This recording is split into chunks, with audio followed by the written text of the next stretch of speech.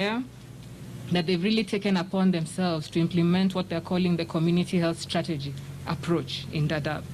And so community health workers have been deployed within the camps, and they're able to actually map within the camps the households and the tents.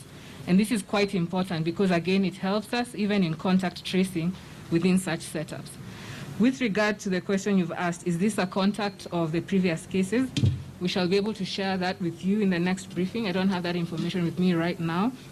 However, I'm aware that for each positive case that we obtain, there's actually a very intricate process of ensuring we are able to list each and every contact of that individual. And so this is information that we'll be able to share with you, perhaps in the next briefing, in terms of if these were actually contacts in the camp. And then there's the question that has been asked concerning releasing of asymptomatic patients and whether they pose a threat to fellow Kenyans.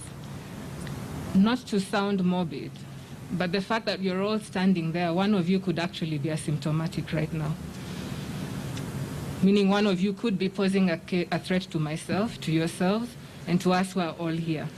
And so really what we are saying is that looking at the cases, looking at the anticipated caseload, it becomes important to review our approach and to be able to come up with a hybrid approach that is able to, one, ensure the rational deployment of resources, but two, to ensure that for those who can actually ensure that they have isolation services in the home, then perhaps that is a more prudent use of resources.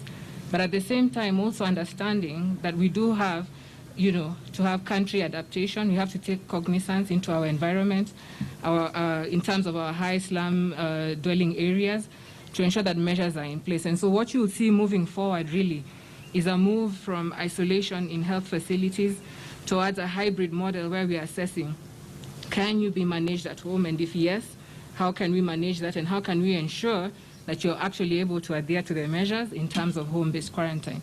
And there have been very, very good applications and innovations. And there's actually one that we've made deploy. It's known as Jitenge, which is an application that is able to monitor how you're doing when it comes to home-based care. So that's